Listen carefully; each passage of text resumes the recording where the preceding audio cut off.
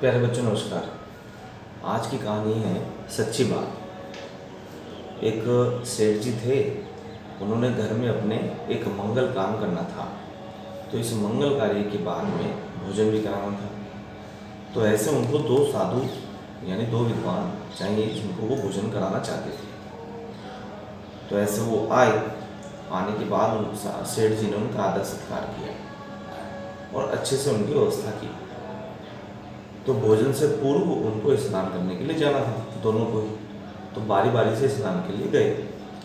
तो पहले वाला स्नान के लिए गया, दूसरे वाला वहीं बैठा हुआ था। तो सेठ जी ने उनसे पूछा कि महाराज, लगता है कि जो पहले वाले महाराज गए हैं बड़े ही विद्वान हैं और बड़ी ही शालीनता है उनके अंदर। तो दूसरे वाला मुंह बनाकर तुरंत कहता है, कैसी बात कर रहे हो तुम?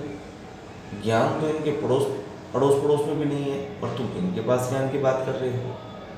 अरे ज्ञान के मामले में तो ये कोरे बैल हैं, बैल। सेठ जी ने बात सुनी और सेठ जी एकदम चुप हो गए। वो स्नान करके आए और बैठे और फिर इनको स्नान करने के लिए जाना था, ये गए। अब जो स्नान करके आए थे, अब सेठ जी उनके सामने चर्चा करते हैं।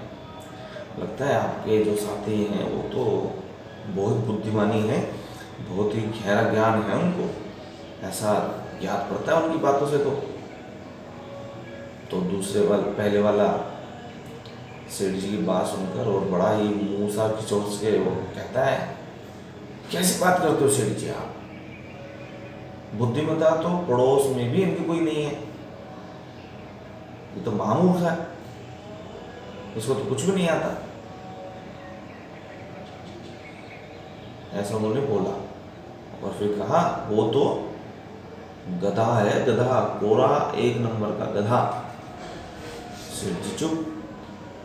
अब सेठ जी वो दोनों के दोनों स्नान करने के लिए आ गए। सेठ जी ने दोनों को भोजन के लिए बुलाया, जहाँ व्यवस्था की हुई थी दोनों को लेकर गए, बैठाया और भोजन उनके सामने आया। तो भोजन में क्या था, एक के सामने भूसा और एक के सामने घास।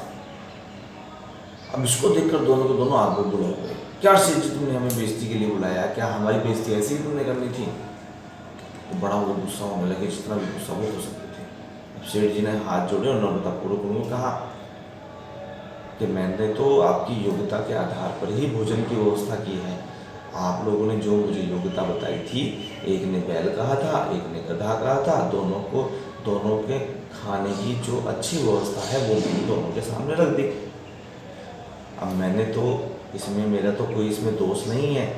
मुझे तो जो आप लोगों ने एक दूसरे के बारे में सच्ची बात बताई वही मैंने किया, मेरा तो इसमें कोई दोष नहीं है। तो प्यारे बच्चों, इसका मतलब ये है कि हमारे जितने भी दोस्त होते हैं, फ्रेंड्स होते हैं, दोस्त, उनके कभी भी हमने अवगुणों को नहीं देखना, उनके गुणों को ही हमेशा देखना और उनके गुणों की ही चर्चा करनी। और जब हम गुणों की चर्चा करते हैं तो हम उनके लिए भी और दूसरों के लिए भी एक अच्छे दोस्त सिद्ध होते हैं। अवगुण की बात हम अकेले में करनी चाहिए, एक दूसरे को सामूहिक नहीं करनी चाहिए। सामूहिक करते हैं तो उसका परिणाम सेठ जी की तरह होता है। आज की कहानी में आपको इतना ही। नमस्कार।